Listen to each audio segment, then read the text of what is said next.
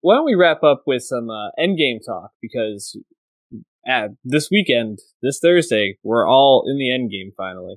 And the Endgame is going to take a long time to get there. It's going to be 3 hours long. And a lot of characters are maybe going to die. I'm mostly just excited to see Ant-Man save the day by crawling up Thanos' butthole and then expanding, which supposedly is how it ends. Sorry to spoil it all for all of you. It has leaked, and we have watched it. So yeah, we have our own copy. If you're listening to this, I apologize for ruining Endgame for you. But really, I mean, why don't we just talk quickly about expectations? Maybe go through a couple of people that we think might not make it out, people that we think will, and maybe any theories we want to throw out there just to get on the record. Where are you at temperature-wise going into Endgame? Yeah, the thing is, it actually did leak, legitimately. Yeah. My question is, who would watch that? Like, why do you want to watch a shitty version of the movie on your laptop when you're about to see this on a huge screen and just be blown away visually, you know? Mm-hmm. Weird that people actually would do that. Like, yes, some people I know really, really care about what happens in this plot and all that, but baffling. Yeah, I really don't understand it. I think for people, it's just the anticipation has gotten to a point where they just want to know. You know, same thing with Thrones. We just want to know what goes on. But I agree. If you truly care about the movie, you have a little bit of self-control, just a little bit. Right.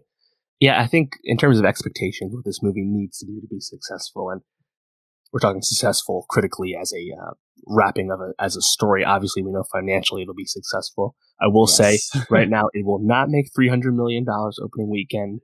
Relax, everyone. The movie's 3 hours long. That hurts the amount of times you can show it a day.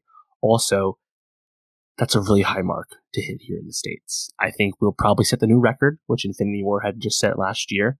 Maybe 265, 270 something, but we're not hitting 300. That's ridiculous. Also, it's people were like, oh, it'll break the Force Awakens record here in the States, which is like 936 million here in the US. The number 2 movie is Black Panther, which is 700, aka 200 plus million behind Force Awakens. I just think that's completely unrealistic for Infinity War to hit that mark. But in terms of what it needs to actually do to be like a movie that we actually are happy pan out the way it is, I think it's weird because we know the snap's going to be undone because we know Black Panther 2 and Guardians of the Galaxy 3 and Doctor Strange 2 and Spider-Man are all happening. Mm-hmm. So the fact that that's spoiled for most people with adult brains, like, I'm sure a lot of kids will have their minds blown, and I'm really happy for them. Like, that'll be really cool. We all know that it's getting undone. We've known it for a year. So how do you undo it in such a way that it's satisfying, right? Because I'm not worried, but I've been concerned trolling in my head. I don't know. I've been thinking like, I mean, how do you do it so that Infinity War holds up, you know, through hindsight? Like, I think Infinity War is really well made. It's the best of the team up movies they've done. But part of that is the anticipation and the build up and like what happens to Gamora and all that. If we just take literally everything away in Endgame, I don't know. I don't think it feels cheap, but I just feel like you might really cut the legs off Infinity War in the process. I don't know. What do you think? Yeah. I mean, I agree. You need to do it in a way that doesn't make it feel cheap. I think Loki and Gamora, I think those deaths that happen pre-snap are not going to be undone. Those sort of things are written in blood at this point.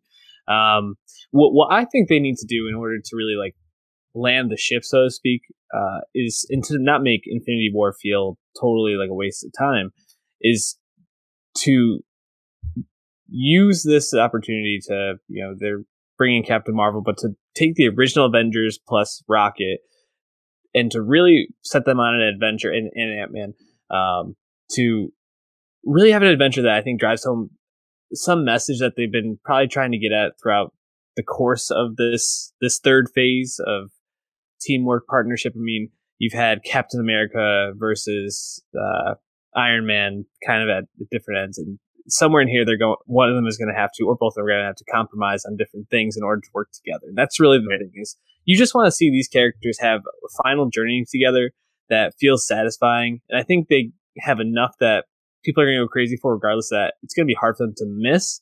I think the only way they could truly miss is if they send Ant-Man up Thanos' butthole and have him expand in order to defeat him, which I don't think is going to happen.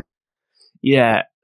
One other thing is that the quantum realm is cool, explored a fair amount in the two Ant-Man movies, yet still kind of nebulous. We don't really understand it. If that is all it takes, you know what I mean? Like if it's just Ant-Man and Captain Marvel combine their powers, and we know how strong Captain Marvel is, and they just kind of are able to brute force it somehow through the powers of interdimensional travel. I don't know. I just want it done in a satisfying way, even if we can kind of guess the broad strokes of it. But I think you're right. You have to nail the final narrative beats, because we all expect this to be the final film for Chris Evans, Captain America, and Tony Stark's Iron Man. Whether they both die, technically, is a different story, but this is definitely done. I think we know Chris Evans is fucking done with this. Although he recently said, like, you know, I might be open to it. Like, he left the door open. It's like, yeah, bro, I think commit. he's just you doing don't want that to do it for press purposes, personally. Yeah, I agree. But I mean, the thing is, Robert Downey Jr. is paid substantially more than anyone else. So I could see him be like, you know what, let Tony truly walk away and go be with Pepper. Done. He's done with everything. But if he ever wants to come back, because RDJ wants that check, it's open. Yeah. But I think Evans is very content to just truly leave behind, pass the mantle, quote unquote, off to Bucky and Falcon, I guess. Right. But the other thing too is we know about all these Disney Plus shows that Marvel Studios is making, right? Loki, WandaVision, Hawkeye, and Falcon and the Winter Soldier. Does that spoil stuff? Like, we know the Black Widow movie is happening. That's the first one that's going into production this year. That's the next one we'll see, assumingly. Black Widow, at least we could think of, could take place in the past when she was a Russian agent, Soviet agent, right? But are we gonna have a Loki show way back when Loki was a true dick and Thor had long hair still? Like, isn't that just really confusing to your audience? I don't know. I'm trying to think, like, who is really gonna go? Like, I feel, again, Tony and Rogers are going to walk away or die. Who else, though? Will they kill Thor as well? Because I feel like Thor needs his own moment, and I feel like we're not too much of a focus on Stark and Rogers that we can't also kill Thor, you know?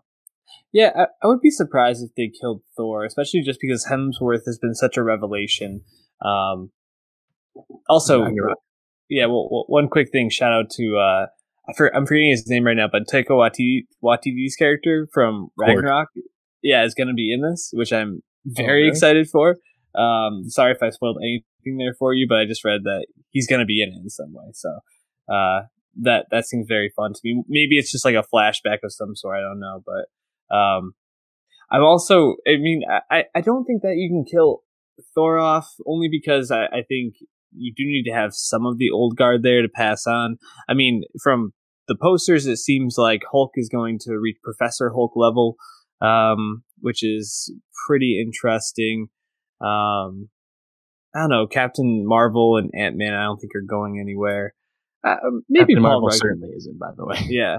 I mean, is there another Ant-Man movie on? Maybe Paul Rudd sacrifices himself? There isn't one that we know of. Like, we're going to do a Phase 4 predictions discussion video after Endgame comes out, but we don't know anything about another Ant-Man movie. The Ant-Man movies are some of the lower grossing MCU entries.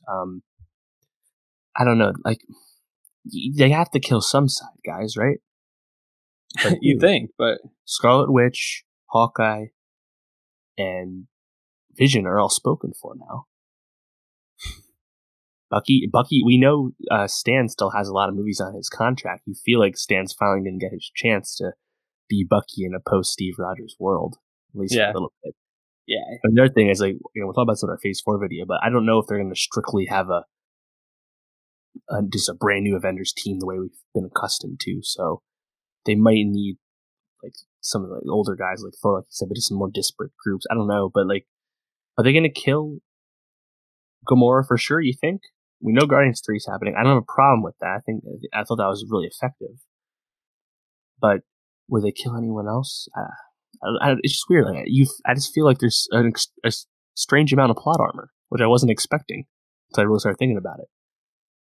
Yeah, I think one of the Avengers is definitely, or one of the Guardians is not going to be coming back for sure. And I think at this point, Gamora has to be. I mean, I don't know. The Red Skull is in this movie, so He is. They said that again.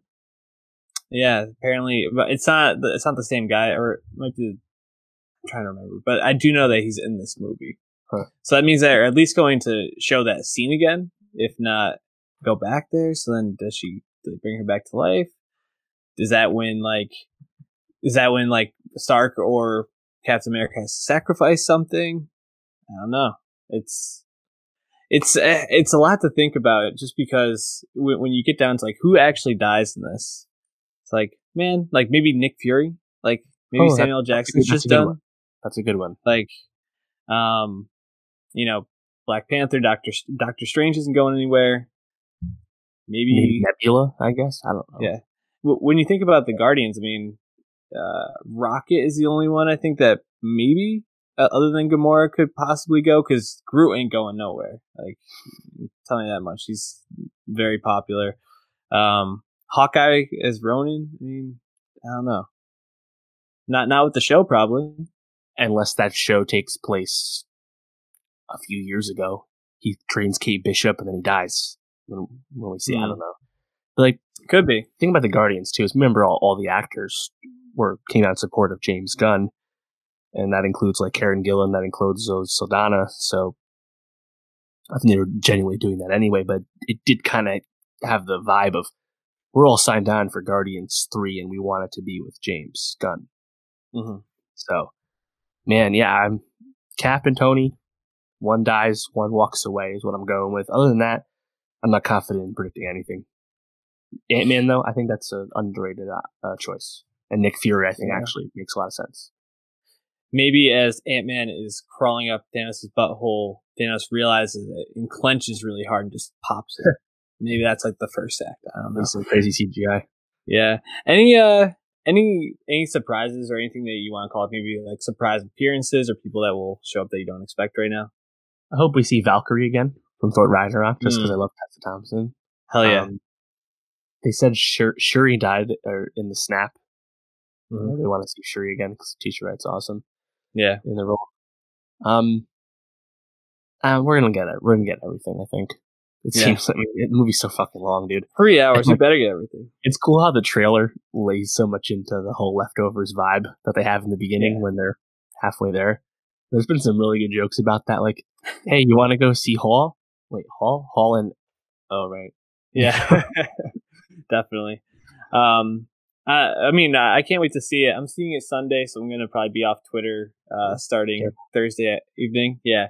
But overall, just really excited for this. We'll be talking a lot about that next week, as well as Battle of Winterfell.